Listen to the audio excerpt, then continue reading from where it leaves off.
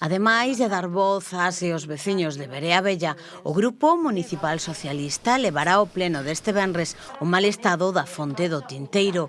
Pedirán tamén un servizo de tren termal diario.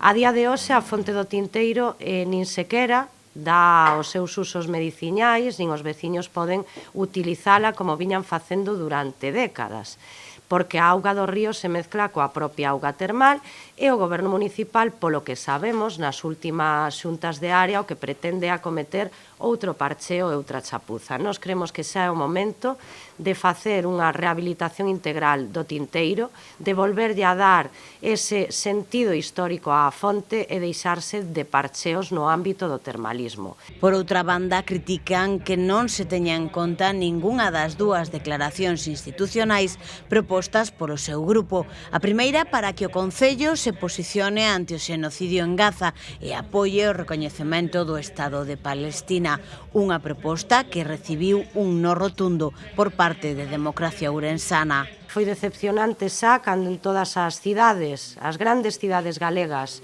todos os gobernos se pronunciaron alto e claro contra este xenocidio, pois é decepcionante que a día de hoxe miren para outro lado ante o asasinato de máis de 20.000 nenos, ante o que está acontecendo ali, e para nós é unha auténtica vergoña que este alcalde, este grupo municipal, se poñan de perfil neste tema.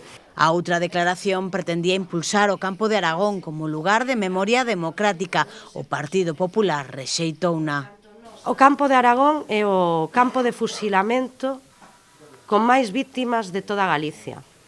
O campo de Aragón ten unha historia e un recoñecemento pendente que eu creo que é innegable por parte da sociedade ourensana e de todos os que estamos en política.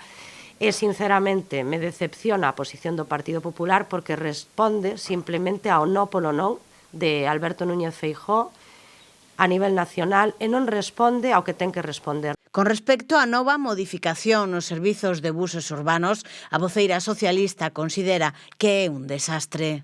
É un desastre con mayúsculas, un desastre sen paliativos, que agora pois leva a xerar aínda máis caos coas rectificacións permanentes e que está a causar unha indignación e frustración na veciñanza de Ourense.